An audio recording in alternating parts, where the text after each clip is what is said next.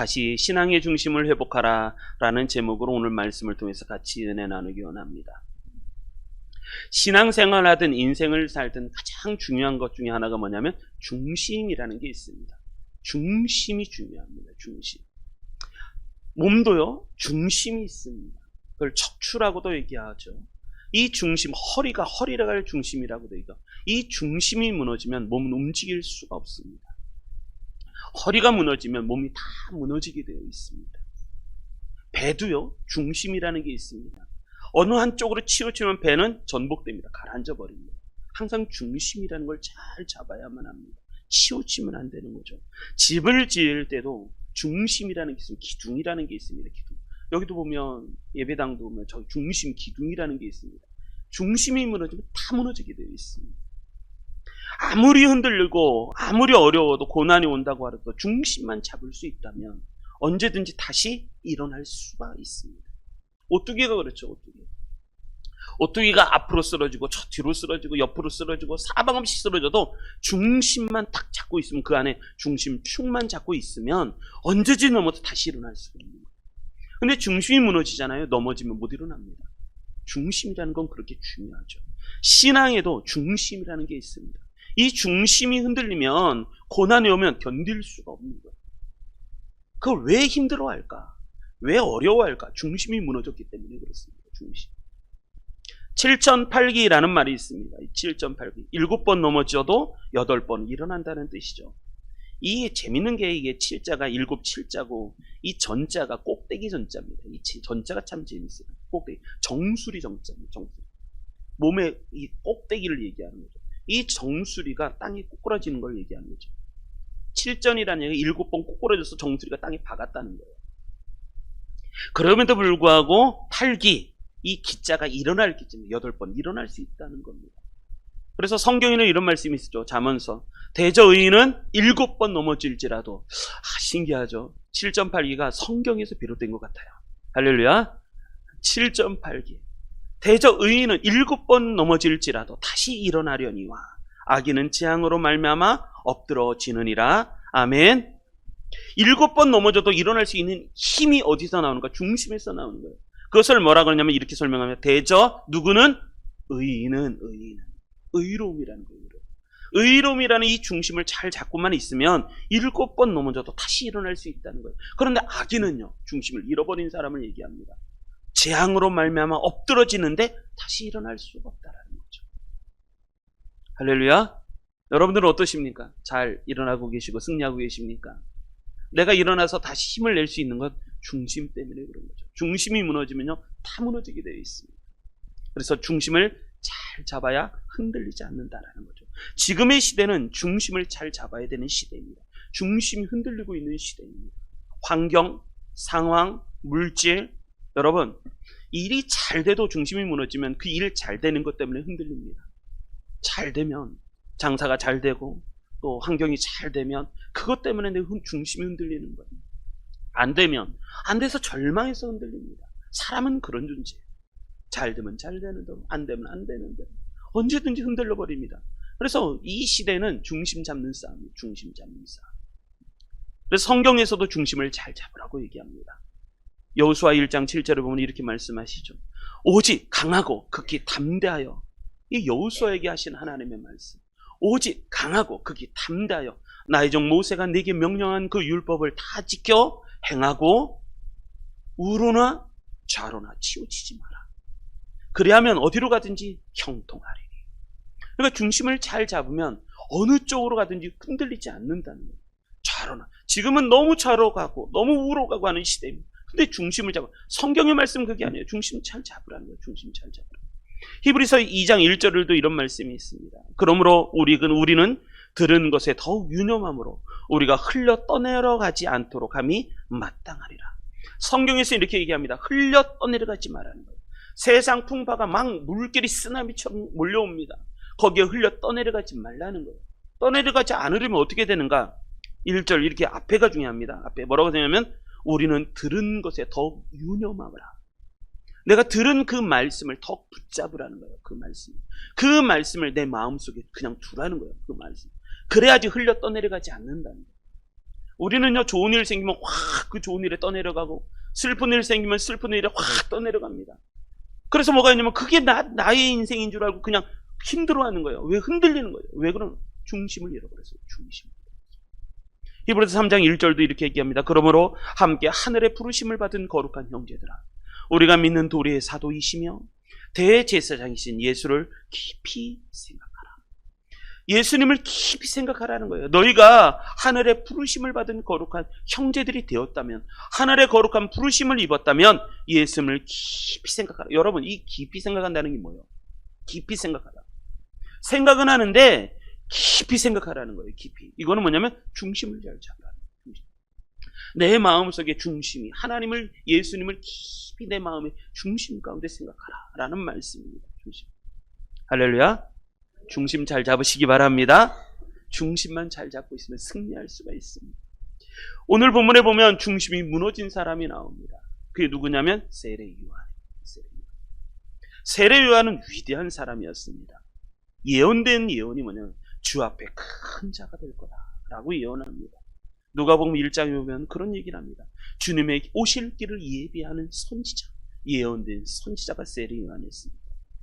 어렸을 때부터 엘리야의 심령으로 자란 사람이다 라고 말을 합니다. 세례 요한의 이 누가복음 1장 78절부터 이렇게 얘기합니다. 아버지 사가랴가 이 세례 요한에서 찬양하며 예언한 얘기가 있습니다. 이 말씀이 이렇습니다. 이 아이여, 세례 요한을 얘기합니다. 이 아이여, 주님 앞에 지극히 높으신 이의 선지자라 일컬음을 받고 주 앞에 앞서가서 그 길을 준비하고 주의 백성에게 그 죄사함으로 말미암는 구원을 알게 하는 사람이 될 거다. 이게 예언된 말씀이었습니다. 그래서 80절, 아이가 자라며 심령이 강하여지며 이스라엘에게 나타나는 날까지 빈들에 있으리라. 그런데 오늘 이 11장, 마태복음 11장에 보면 이 세례 요한이 흔들리고 있다. 이 위대한 선지자이자 예언자이자 주님의 오실 길을 예비하는 그 사람이 흔들리고 있다는 거예요. 흔들리고 있다. 세례 요한은 이렇게 얘기합니다. 3절, 예수께 여짜오되 오실 그이가 당신입니까? 아니면 우리가 다른 애를 기다리오리까? 지금 예수님에 대해서 흔들리고 있습니다. 여러분, 흔들리지 않는 사람은 아무도 없습니다. 누구나 다 흔들립니다. 어떤 처지와 상황이 되면 다 흔들리게 되어 있습니다. 중요한 건 크게 문제가 아니라 중심을 잘 잡고 있는가라는 거예요. 중심을 잘 잡고 있는가. 중심을 잘 잡으시기를 바랍니다. 중심을 잃어버릴 때, 중심을 어떻게 잡아야 할지 잘 모를 때 오늘의 말씀을 기억하십시오. 오늘 말씀 붙잡아서 어느 시대든지 어느 때든지 좋은 일이 생기든 나쁜 일이 생기든 흔들리지 마시고 중심 잘 잡고 승리하시기를 주님의 이름으로 축원합니다. 자, 오늘 말씀 보겠습니다. 신앙의 중심을 회복하려면, 잘 잡고 승리하려면 어떻게 될 것인가. 자, 오늘 말씀을 통해서 같이 은혜 받기 원합니다. 하나라도 놓치지 마십시오. 이 말씀이 다 내 말씀 되게 하시길 바랍니다. 자, 그러면 1절부터 4절 말씀 한번 읽어보겠습니다. 1절부터 4절 읽습니다. 시작. 예수께서 12 제자에게 명하기를 마치시고 이에 그들의 여러 동네에서 가르치시며 전도하시려고 거기를 떠나 가시니라. 요한이 옥에서 그리스도께서 하신 일을 듣고 제자들을 보내어 예수께 여짜오되 오실 그이가 당신이오니까 우리가 다른 일을 기다리오리까? 예수께서 대답하여 이르시되 너희가 가서 듣고 보는 것을 요한에게 알리되 아멘. 첫째, 우리의 중심을 잘 잡고 중심을 잡는 것을 승리하려면 어떻게 될 것인가? 첫 번째가 뭐냐면 무슨 문제를 만날 때든지 항상 다시 예수님께로 돌아가야 된다는 거예요. 세례 요한이 흔들렸습니다. 오실 그이가 당신입니까? 아니면 우리가 또 다른 메시아를 기다려야 합니까? 그 위대한 세례 요한도 흔들립니다. 여기 보면 중요하게 보아야 될 말씀이 이렇습니다. 2절, 요한이 옥에서. 지금 요한이 감옥에 있어요. 환경이 어려워졌습니다. 지금 감옥에서 언제 죽을 줄 모르고 오늘 내일 기다리기 위해 사는 게 이 세례 요한입니다. 이럴 때 흔들린다는 거예요. 이럴 때 흔들린다는 거죠. 그런데 그에게 들려오는 이야기가 있었습니다. 1절, 예수님께서 하시는 일들이 있었어요. 예수께서 12 제자에게 명하기를 마치시고, 이게 10장 말씀이죠. 이에 그들의 여러 동네에서 가르치시며 전도하시려고 거기를 떠나가시다. 그러니까 예수님이 전도하시고 가르치시고 여러 동네를 다니시며 말씀을 전하신다는 이야기를 들었습니다. 그런데 요한이 옥에서 그리스도께서 하신 일을 들었습니다. 근데 거기에서 어려움이 왔어요. 제자들을 보냅니다. 제자들을 보내면서 3절 예수께 여짜오되 오실 그이가 당신이 오니까 아니면 우리가 다른 일을 기다리오리까. 그럴 때 4절 예수께서 대답하여 이르시되, 이게 중요한 거예요. 이게 중요한 거예요. 우리가 영적 왜 위기가 빠지고 영적인 침체, 왜 영적으로 흔들리는가? 분명한 그렇습니다. 우리가 예수님으로부터 너무 멀어져요. 예수님으로부터 너무 멀어져 있어서 영적으로 흔들리는 일이 생기려 버립니다. 영적으로 멀리 너무 떨어져 있었습니다. 그럴 때 영적 위기에 빠졌을 때 우리는 다시 예수님께로, 예수님이 원하시는 건요 다른 게 아닙니다. 예수님이 원하시는 것은 예수님과 1대1 영적인 관계입니다. 그럴 때 4절 예수님의 음성을 들을 수 있는, 예수님의 말씀을 들을 수 있습니다. 하나님이 원하시는 건요 이런 겁니다. 우리가 원하는 거랑 다르다는 거예요. 하나님이 우리가 원하는 건 능력, 힘, 권세, 파워 이런 걸 원해요. 그런데 예수님이 원하시는 거는 그런 게 아니라 예수님이 원하시는 건 관계입니다. 관계. 우리는 충성하고 봉사하고 열심히 하고 뭔가를 대단한 일을 해내고, 아니요, 예수님이 원하시는 건 관계입니다. 관계. 할렐루야. 예수님하고 친하십니까? 아멘이 없어요. 이러시면 안 되는 거예요. 예수님하고 친하십니까? 자신이 없어요. 예수님하고 친하십니까? 다른 거 다 해도 예수님하고 안 친하면 끝나는 거예요. 예수님하고 친하시길 바랍니다. 여기 보면 마태복음 보면 이 말씀을 아주 귀하게 얘기합니다. 첫 번째 마태복음의 첫 번째 설교, 마태복음에 5편의 설교가 나오는데 그 중에 첫 번째 설교가 산상설교잖아요. 산상설교 끝부분에 가장 중요한 걸 강조하시는데 그게 뭐냐면 이렇게 얘기합니다. 구하라 그리하면 너에게 주실 것이요, 찾으라 그러면 찾아낼 것이요, 문을 두드리라 그러면 너에게 열릴 것이니. 이건 뭐냐면 하나님을 찾으라는 거예요. 구하고 찾고 두드리라. 하나님이 와서 하나님께 구하면 하나님께 응답하시겠다는 거예요.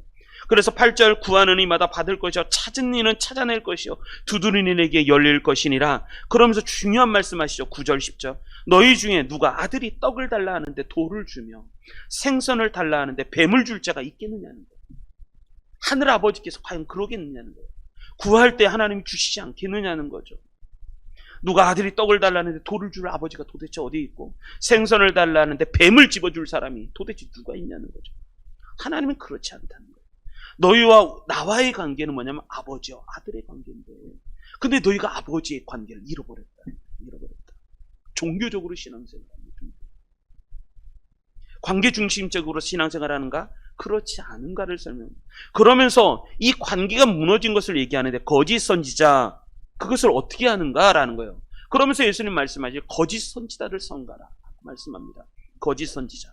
거짓 선지자를 삼가는데 어떻게 되는가? 그들은 양의 옷을 입고 너에게 나오나 속에는 노력하는 일이라. 지금 시대에 거짓 선지자를 잘 분별하시길 바랍니다. 누가 참 선지자고 거짓 선지자인지 잘 모릅니다. 근데 그것을 분별할 때 오늘 말씀을 잘 들으셔야 되는 거예요. 오늘 말씀이 정말 중요한 말씀입니다. 그래야지 흔들리지 않습니다. 거짓 선지자들을 삼가라. 양의 옷을 입었지만 그렇게 너희에게 나오지만 속에는 노력하는 이리가 있다. 그들의 열매로 그들을 알지니 가시나무에서 포도를 또는 엉겅퀴에서 무화과를 따겠느냐. 이와 같이 좋은 나무마다 아름다운 열매를 맺고 못된 나무가 나쁜 열매를 맺나니 좋은 나무가 나쁜 열매를 맺을 수 없고 못된 나무가 아름다운 열매를 맺을 수 없느니라. 아름다운 열매를 맺지 아니하는 나무마다 찍혀 불에 던져느니라. 아름다운 열매를 맺지 아니하면 찍혀서 불에 던져진다는 거예요. 이러므로 그들의 열매로 그들을 알리라. 자, 할렐루야. 지금 이해가 가셔야 됩니다. 지금 관계가 무너진 사람들에 대한 이야기입니다. 관계가 무너진 사람들. 그 사람들은 거짓 선지자에게 속고 노력하는 이리가 와서 열매를 맺는데 그 열매가 나쁜 열매를 맺는다는 거예요. 찍혀 불에 던져진다는 거예요. 그리고 나서 그걸 좀 더 예수님이 설명하십니다. 21절 설명하실 때 이렇게 설명합니다. 나더러 주여 주여 한다고 해서 다 천국에 들어갈 것이 아니라는 거예요. 주여 주여 하는 자마다 다 천국에 들어갈 것이 아니요 다만 하늘에 계신 내 아버지의 뜻대로 행하는 자라야 들어가리라. 아멘. 하나님, 하늘에 계신 내 아버지의 뜻대로, 이게 중심이잖아요. 이게 중심. 하늘에 계신 내 아버지의 뜻대로 행하는 자라야 들어가리라.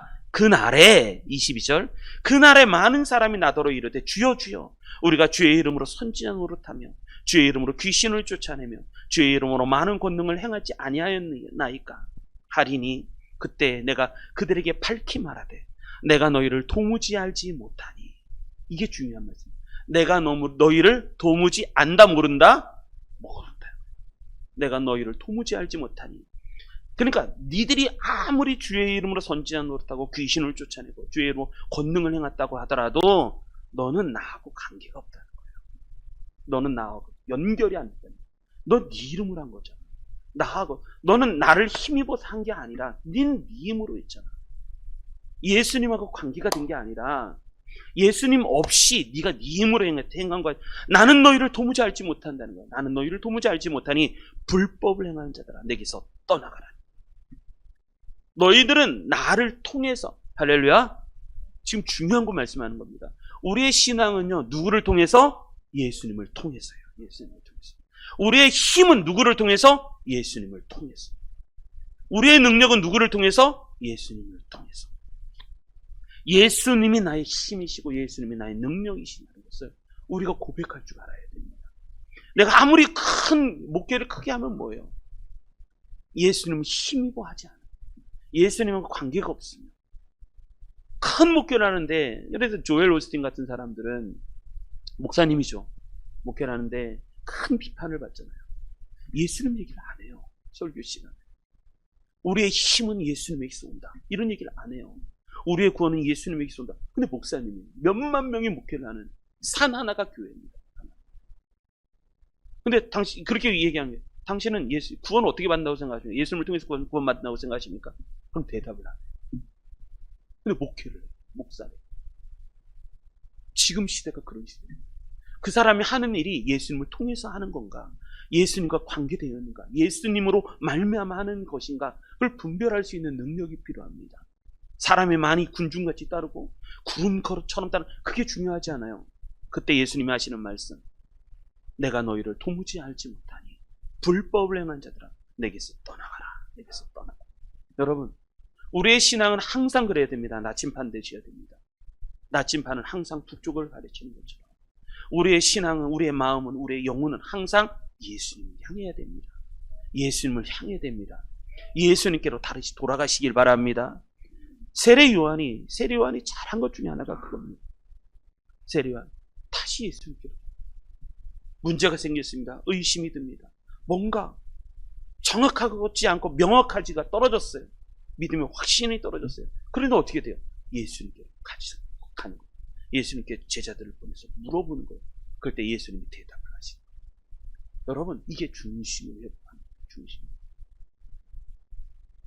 이 중심을 회복한다는 게 뭔가, 여러분, 그것을 뭐라고 설명하냐? 믿음으로 산다라는 겁니다. 믿음으로 산다. 믿음으로 산다. 우리가 중심을 회복한다. 예수님으로 다시 돌아간다는 건 뭐냐면 믿음으로 다시 시작한다. 믿음으로 다시 시작한다. 자, 로마서 1장 17절은 이렇게 얘기합니다. 복음에는 하나님의 의가 나타났어. 의로움이에요. 의로움. 복음에는 의가 나타나서 믿음으로 믿음에 이르게 하나니 기록된 바 오직 의인은 무엇으로 말미암아 살리라? 믿음으로 말미암아 살리라. 오직 의인은 무엇으로 말미암아 살리라? 믿음으로 말미암아 살리라. 믿음으로 말미암아 살리라. 하나님이 보시는 건 다른 게 아니라 믿음이에요. 믿음이라는 건 내가 하늘 예수님에서 뭔가, 그게 아니라 믿음은 관계를 얘기하는 거예요. 믿을만 하냐는 거예요. 믿을만 하는 거예요. 여러분, 세상의 모든 것은요, 일반적인 원리는 다 믿음으로 되어 있습니다. 믿음으로 되어 있어요. 사랑은 하는데 믿음이 없어요. 그거는 있을 수가 없는 거예요. 내가 하나님을 사랑합니다. 근데 하나님을 믿질 않아요. 그거 거짓말이죠. 내가 소망을 갖고 있어요. 근데 믿음이 없어요. 그거 거짓말이죠. 믿음이 없는 소망은 도대체 어디서 난 소망입니까? 믿음은 없는데 그 기쁨은 도대체 어디서 난 기쁨입니까? 그런 거 있잖아요. 참 저 사람은 믿을만하다. 저 사람 참 누구를 소개할 때 이분은요 진짜 믿을만합니다. 이분은 믿을만해요. 여러분, 가장 좋은 칭찬이 그 말입니다. 저 사람은 믿을만하다. 가장 좋은 칭찬, 가장 멋있는 칭찬은 그 칭찬이에요. 정말 믿을만하다. 믿을만하다. 왜냐하면 모든 것의 기초는 믿음이기 때문에 그래요. 믿음. 믿음이 없으면요, 소망도 흔들리고 사랑도 깨지게 되고 있습니다. 믿지를 못하는데 어떻게 사랑합니까? 믿지를 못하는데 어떻게 그가 하는 일을 이해합니까? 요한은 지금 뭐가 흔들리고 있는 거냐? 믿음이 흔들리고 있는 거예요. 오실 그이가 당신입니까? 지금 예언된 그분이 당신입니까?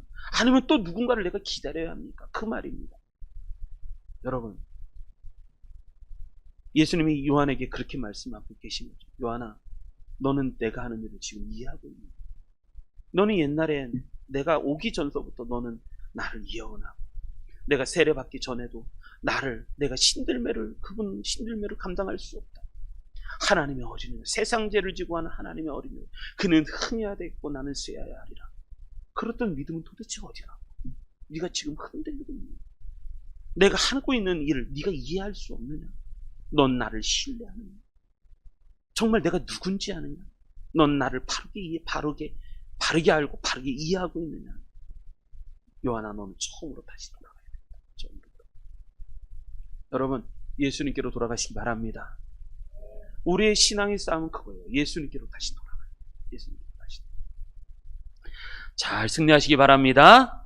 자, 우리 두 번째 말씀 보겠습니다. 우리 3절부터 5절 읽겠습니다. 3절부터 5절. 자, 3절부터 5절 읽습니다. 시작. 예수께 여짜오되 오실 그이가 당신이오니까 우리가 다시는 이를 기다리오리까? 예수께서 대답하여 이르시되 너희가 가서 듣고 보는 것을 요한에게 알리되 맹인이 보며 못 걷는 사람이 걸으며 나병 환자가 깨끗함을 받으며 못 듣는 자가 들으며 죽은 자가 살아나며 가난한 자에게 복음이 전파된다 하라. 아멘. 두 번째, 중심이 흔들리지 않으려면 어떻게 될 것인가? 본질을 알아야 됩니다. 본질. 이 말씀이 지금 예수님이 하시는 말씀이 세례 요한이 예수님에게 가서 뭐라고 했냐면 오실 그이가 당신입니까? 아니면 우리가 다른 일을 기다리오리까? 했을 때 예수님이 이렇게 말씀하시는 거예요. 너희가 듣고 보는 것을 얘기하라는 거예요. 그러면서 말씀하시기를 맹인이 보며 못 걷는 자가 걸으며 나병 환자가 깨끗함을 받으며 못 듣는 자가 들으며 죽은 자가 살아나며 가난한 자의 복음이 전파된다 하라. 이게 왜 정답이 되는가를 지금 아셔야 돼요. 이거 모르면요, 지금 우리나라가 혼돈이잖아요. 혼돈. 이거 이해할 수가 없습니다. 지금 예수님이 왜 이 말씀을 하신지 세례 요한의 질문에 예수님이 하시는 말씀이 있어요. 그건 뭐냐면 메시아에 대한 예언이었어요. 메시아에 대한.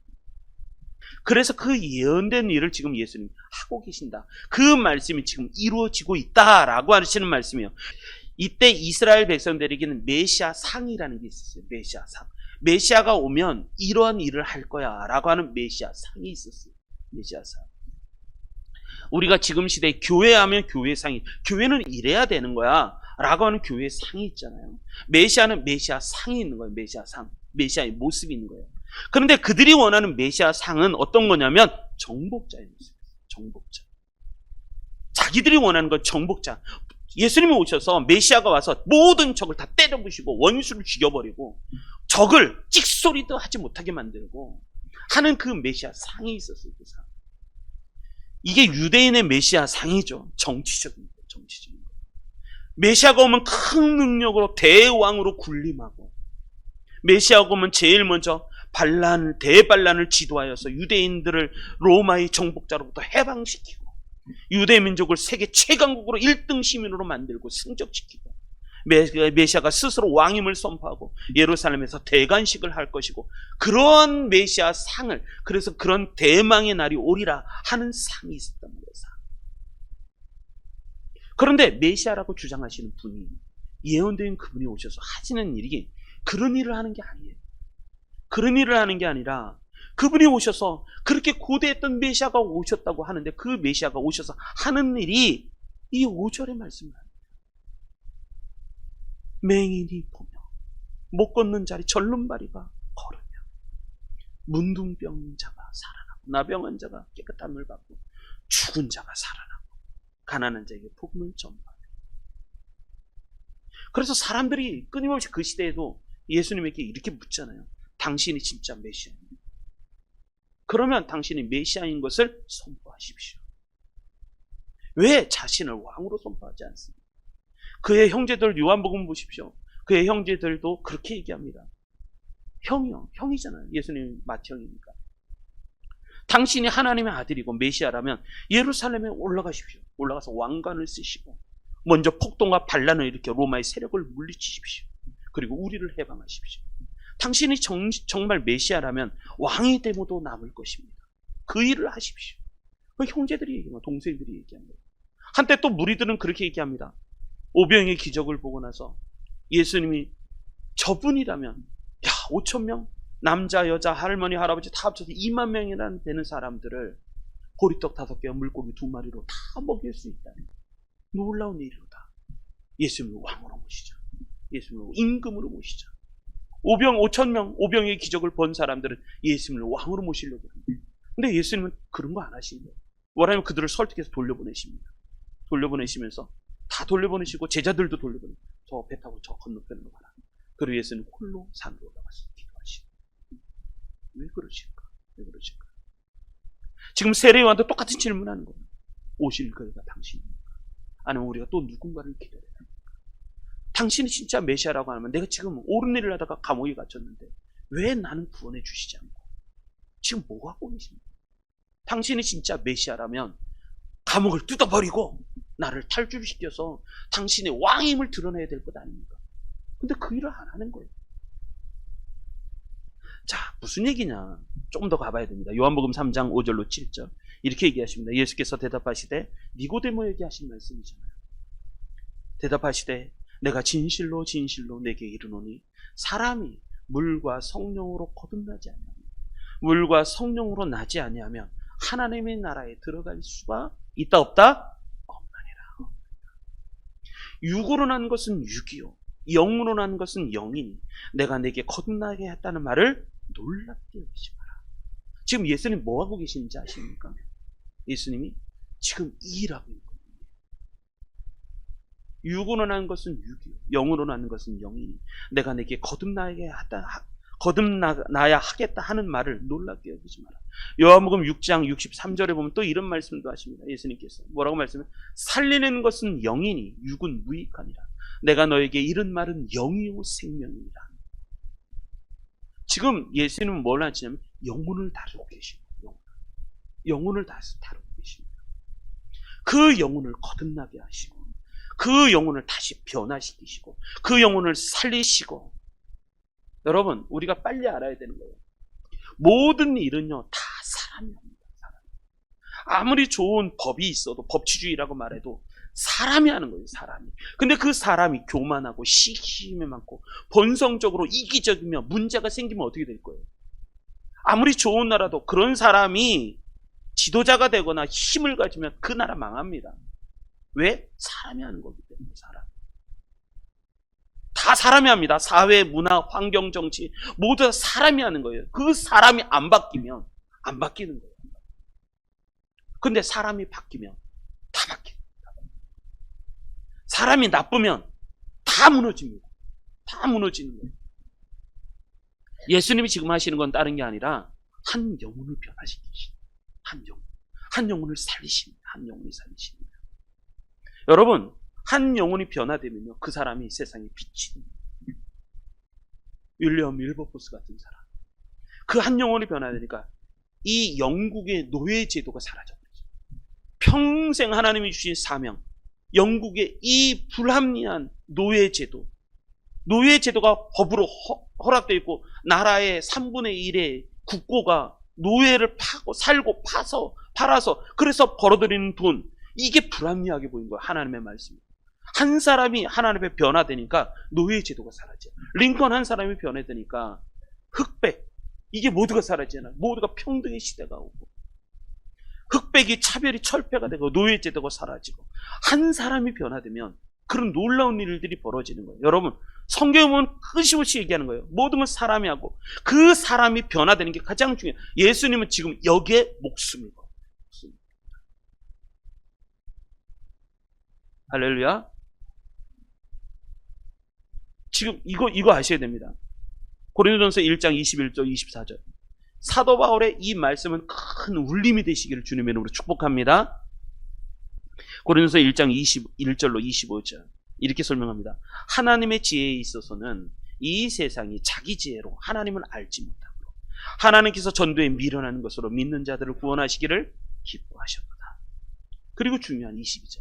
유대인은 표적을 구하고 헬라인은 지혜를 찾으나 우리는 십자가에 못 박힌 그리스도를 전하니 유대인에게는 거리끼는 것이요 이방인에게는 미련한 것이로되 오직 부르심을 받은 자들에게는 유대인이나 헬라인이나 그리스도는 하나님의 능력이요 하나님의 지혜니라. 지금 사도 바울이 설명하는 건 그런 거예요. 유대인은 표적을 구하고 헬라인은 지혜를 찾으나 우리는 십자가에 못 박힌 그리스도를 전하니 유대인은 거리끼는 것이요 이방인은 미련한 것이로되 오직 부르심을 받은 자들에게는 유대인이나 헬라인이나 그리스도인은 하나님의 능력이요 하나님의 지혜니라. 그러면서 25절, 제가 이 25절의 말씀에 중요한, 그때부터 목회가 바로 시작됐다니까요. 이게 복음이에요, 복음. 하나님의 어리석음이 사람보다 지혜롭고 하나님의 약하심이 사람보다 강하니라. 제가 이 말씀으로 설교를 몇 번을 했어요. 25절 우리 한번 읽어보겠습니다. 25절 시작. 하나님의 어리석음이 사람보다 지혜롭고 하나님의 약하심이 사람보다 강하니라. 아멘. 그러면서 사도 바울이 인생 최고의 결심을 하나 하잖아요. 사도 바울의 결단이죠. 결심이죠. 나는 이거 할 거야. 내 평생 사역하면서 나 이거 할 거야. 그게 고린도전서 2장 2절 말씀이잖아요. 읽어보겠습니다. 시작. 내가 너희 중에서 예수 그리스도와 그가 십자가에 못 박힌 것 외에는 아무것도 알지 아니하기로 작정하였음이라. 아멘. 사도 바울이 결단한 것이 이 말씀이에요. 이 말씀. 사도 바울의 인생의 결심문. 그게 뭐냐? 그게 고린도서 2장 2절이에요. 내가 너희 중에서 예수 그리스도와 그가 십자가에 못 박힌 것 외에는 그가 십자가에 못 박힌 것 외에는 아무것도 알지 아니하기로 작정하였습니다. 여기에서 영적인 통찰이 확 열려야 됩니다. 영적 눈이 확 떠져야 되는 거예요. 예수님은요 지금 뭐 하시는가? 정치적으로 막 세계를 통일하고 힘을 갖고 적을 물리치고, 그게 아니라 예수님은 지금 뭘 가는? 십자가를 지시는 거예요. 지금 십자가의 길을 가는 거예요. 십자가 외에는 구원 얻을 방법이 없어요.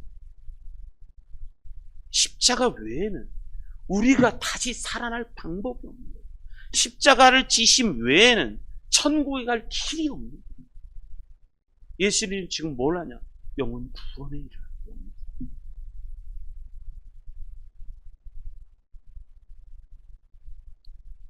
여러분, 힘들고 어려울 때 십자가를 바라보시기 바랍니다. 힘들고 어려울 때 십자가를 더 가까이 다가가시기 바랍니다.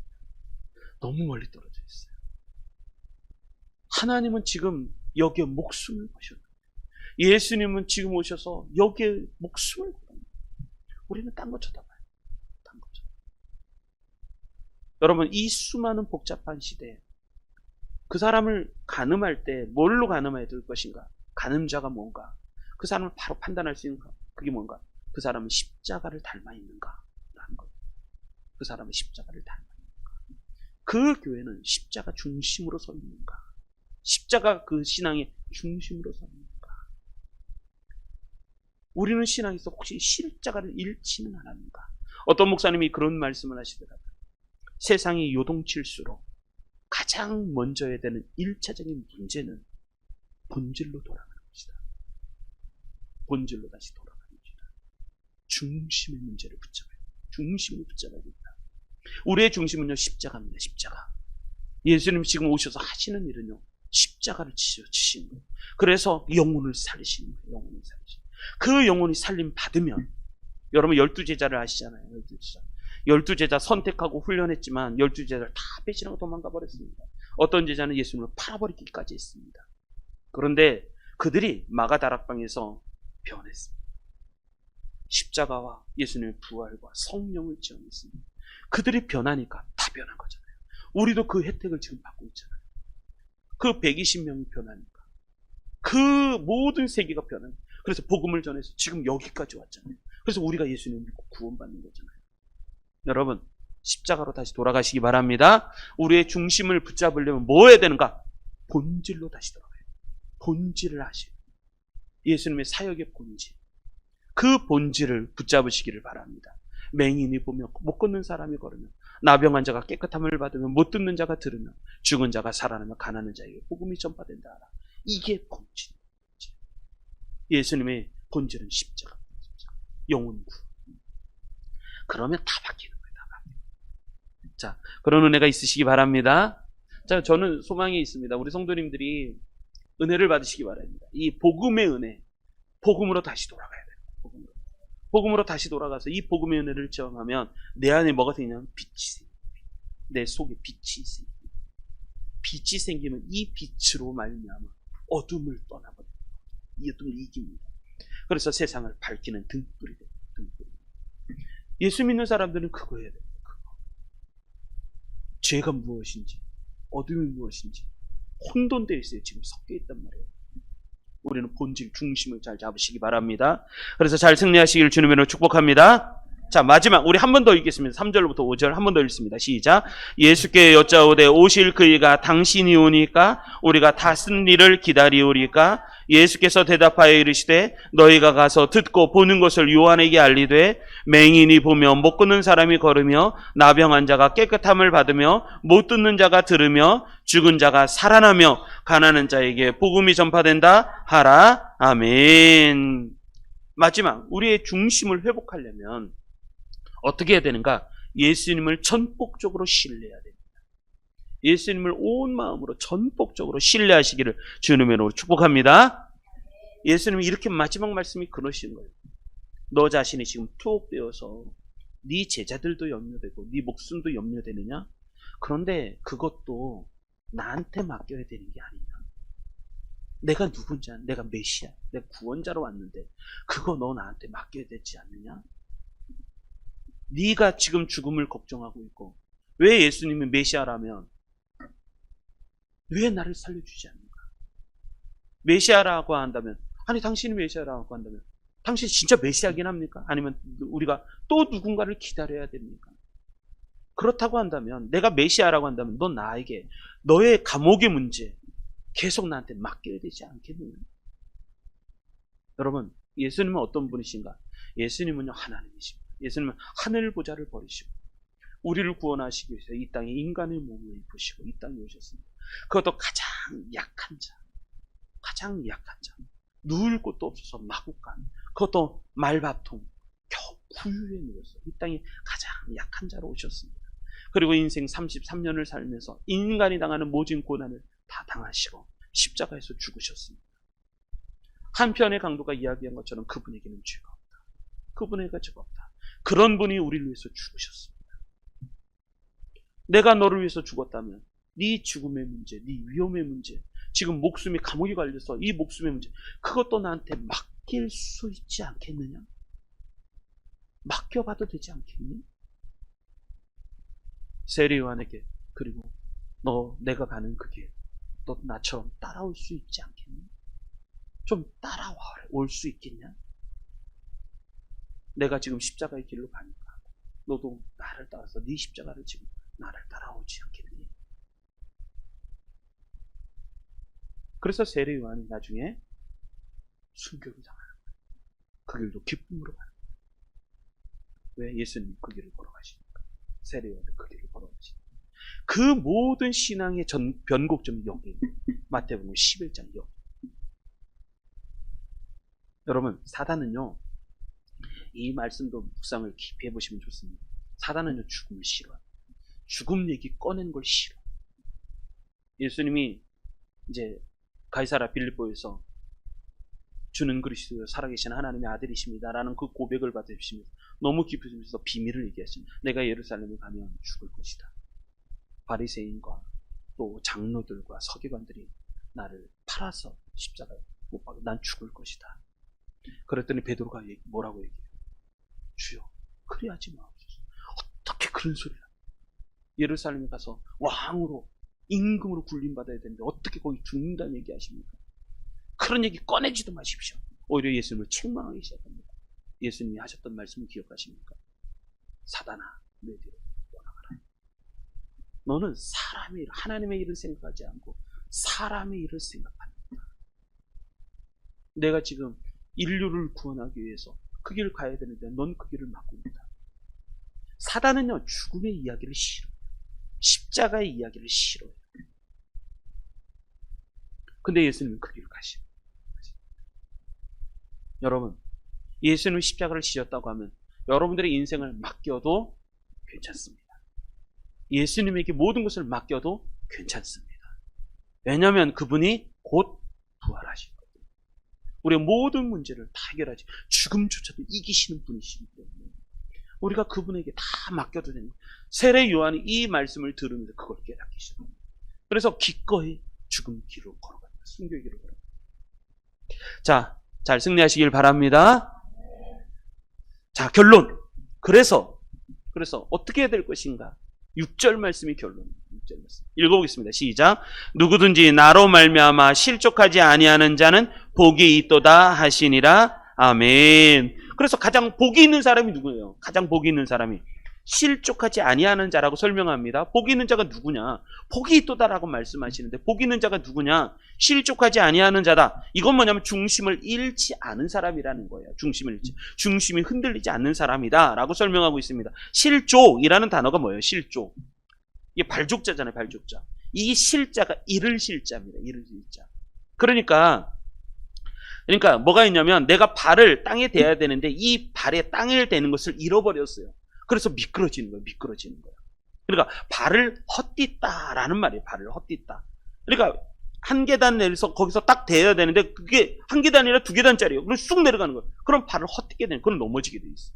발을 헛디다라는 게 실족이라는 말이에요.